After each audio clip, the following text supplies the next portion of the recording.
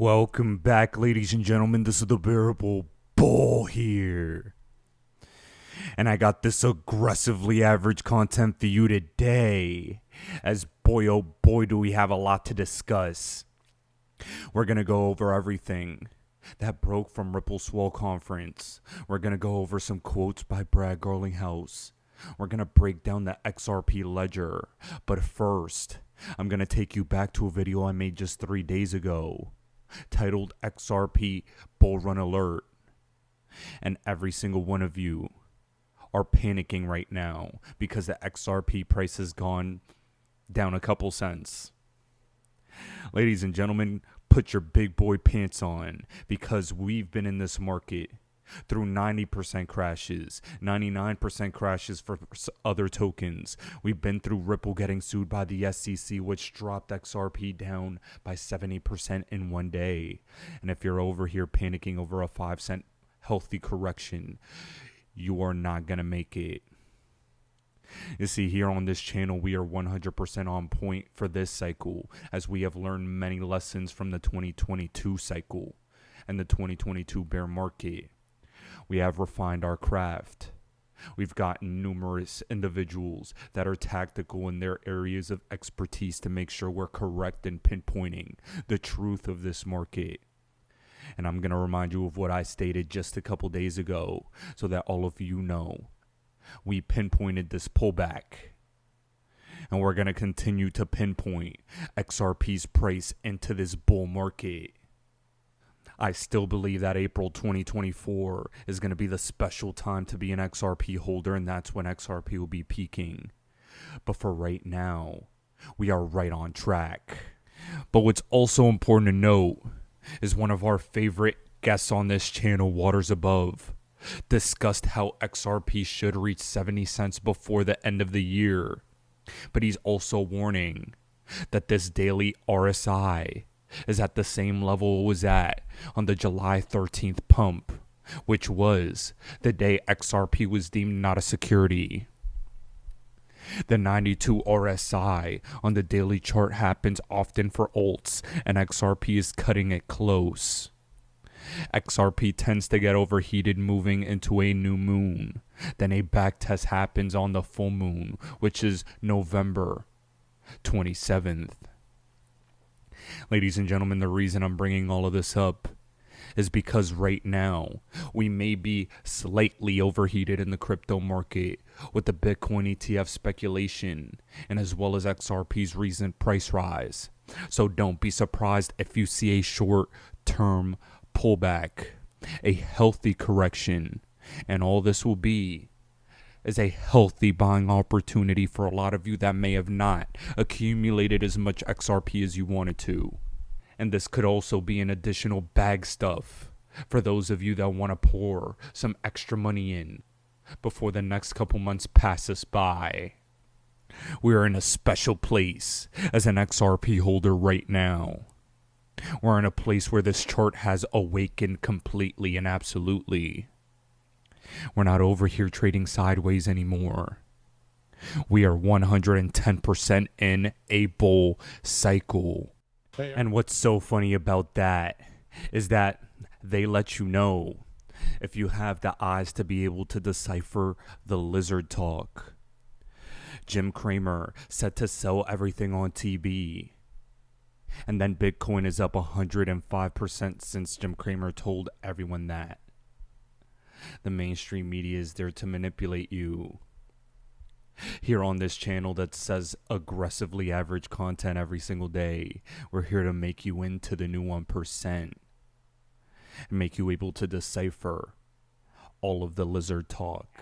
Please don't assume, therefore, that it's not still being manipulated. And I would sell my Bitcoin right into this rally. And believe me, I had been a believer one time in Bitcoin. Not here, not now. Now, guys, we have even more confirmation that we're heading into a bull market, as BlackRock's Ethereum ETF plan has been confirmed in a NASDAQ filing. The world's largest asset manager, BlackRock, has already made waves by seeking to list a Bitcoin ETF. And now, BlackRock is planting their seeds of more bullish propaganda into the mainstream to get us even more excited. It'll be interesting to see what happens in terms of price. We're going to see more bullish momentum, and we are in a bull market. But these short-term headline plants are meant to manipulate you. All I ask you to do is to pay attention and stay vigilant. We're never getting manipulated again on this channel. We're going to ride this wave correctly every single day. Now, we have a couple of things to review from Ripple's Swell conference. 3 years ago, we've discussed on this channel how HSBC is going to be one of the most significant and biggest drivers of this new financial system. Now, this gets announced by Ripple's newest acquisition, Metaco. HSBC announced it's working with Metaco as its plans to launch a new digital assets custody service for institutional clients who invested in tokenized assets. Tokenization of financial and real-world assets is gaining momentum, bringing huge potential to drive significant cost efficiencies and new revenue streams for regulated financial institutions. And Metaco Harmonize remains the market-leading institutional-grade digital asset custody solution, uniquely fit for the stringent requirements of top-tier banks and global custodians. Ladies and gentlemen, Ripple came in to fix a massive custody problem. Not only that, but David Schwartz helped build PolySign from the ground up. You think this is all coincidence? Absolutely not. And this was a significant bombshell that broke. For those of you that don't understand why this is so significant, custodianship is what will help hold these institutional assets. The digital asset space has not gone into the multi-trillion-dollar territory truly because of custodianship. And with this solution to this massive problem, I believe that Ripple is going to help pave the way for more money to flood in. In addition, Crypto Mason posted that Ripple announced a new partnership with Onafrig to power digital assets-enabled cross-border payments between Africa and the rest of the world. This is big, and Ripple is helping bank the unbanked. I always told you that this week was going to be a significant week for the future of Ripple and XRP, and they did not disappoint. Not only that, but Brad Garlinghouse went on CNBC for a mass marketing campaign, and he gave some more powerful statements about the state of crypto and the industry at large. Ripple has wrapped up its flagship Swell conference here in Dubai. I spoke with Ripple CEO Brad Garlinghouse on stage at the event.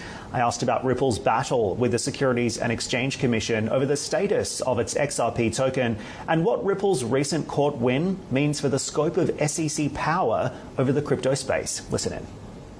Ripple has had 3 consecutive victories over the SEC on this. First, the judgment on July 13th saying very clearly XRP is not in and of itself a security. Second, the denial by the court for their request for an interlocutory appeal. And third, the dismissal with prejudice, the allegations against Chris Larson and myself. So, look, one of the things that people talk about is one of the definitions of insanity is doing the same thing over and over again and thinking you'll get a different outcome. The SEC is doing the same thing over and over again, and they think, I guess, they're going to get a different outcome. At some point, and you and I talked also backstage about a Grayscale also had I think, an important victory in the United States about the Bitcoin ETF, where the judge, again, this is a federal judge talking about a federal agency in the SEC saying, quote, the SEC is being arbitrary and capricious. Generally, judges tend to be pretty, down the middle and try to not be dramatic. Like, those are damning words. So I think at some point the SEC has to step back and realize that their approach of regulation through enforcement, let's just bring lawsuits, that has to break. So walk me through the next steps in this case. Today was the deadline for the briefing schedule for remedies. The SEC wants something like $770 million in disgorgement. Yeah. What happens next?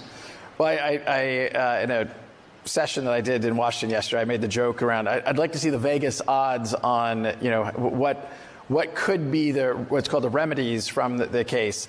Look, I think the SEC, in my opinion, has lost sight of their mission to protect investors. And the question is, who are they protecting in this journey? And it turns out that the judge will make a decision about remedies. We actually welcome that. I think that in this case, you look at what investors were harmed, and you also have to look at the securities laws and understand, are there exemptions for institutional and accredited investors and things like that? But look, I think it is a positive step for the industry, not just for Ripple, not just for Chris and Brad, but for the whole industry, that the SEC has been put in check in the United States.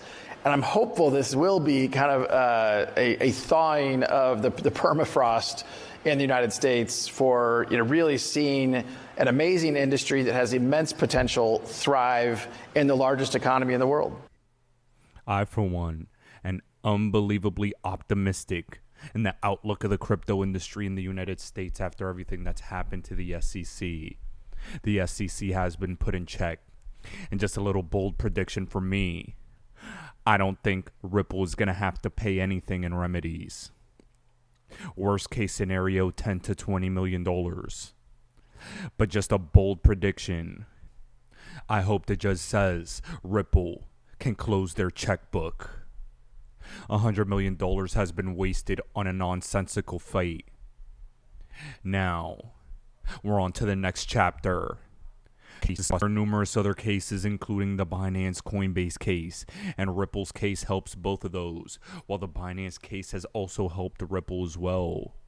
Binance had a huge win last year in the Anderson vs. Binance case, which really restricted the reach of the United States securities laws outside of the U.S., and this helps Ripple a lot in regards to the remedies portion. Keep that in mind. We're heading into better times for the entire industry. Now guys, to cap off this video for today, this is kind of an emergency alert, as every single one of you needs to be aware of exactly what you hold. XRP is technology. Ripple is the company. David Schwartz, the genius architect of the XRP ledger, states what happens to the bad actors on the XRP ledger and why.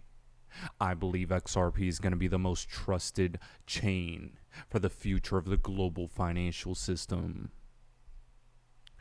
Ladies and gentlemen, this is the Bearable Bull here. Thanks for tuning in. As always, I appreciate every single one of you. Now I'll be back tomorrow with another video. Sorry, you just mentioned Twitter as one of the analogy. Twitter actually from time to time ban some of the bad actors that they don't like, right? So in XRP, I've heard there's also such kind of capability, right? So do you imagine XRP could be a platform for DeFi? Well, so remember, we're talking about bad actors in the process of determining which of two equally good ways to make forward progress, which no honest participant cares about. We're not talking about censoring transactions. If you want to censor a transaction, by the rules of the XRP ledger, your ledger is objectively worse. It doesn't include a valid transaction. For you to say, I don't want to include this transaction, you have to acknowledge that you saw it, right? So imagine we're agreeing on which transactions are valid, and I say, we should include this transaction, and you say no. You can't say no a second time because you saw the transaction. Like in round 8, you can't say no in round 8 if you said no in round 7. If you said no in round 7, you definitely saw the transaction before round 8 began. You have no rationale for rejecting it. We're just talking about objectively equally good ways to make forward progress. You can be excluded from the process of making forward progress, but it's just like if you couldn't mine in Bitcoin. Imagine if Bitcoin miners didn't get paid any money and had to include all valid transactions in fee order. Would you care whether you were mining or not? You don't get paid any money and you have to follow objective rules. Why would you care? Your transactions will execute just the same, right?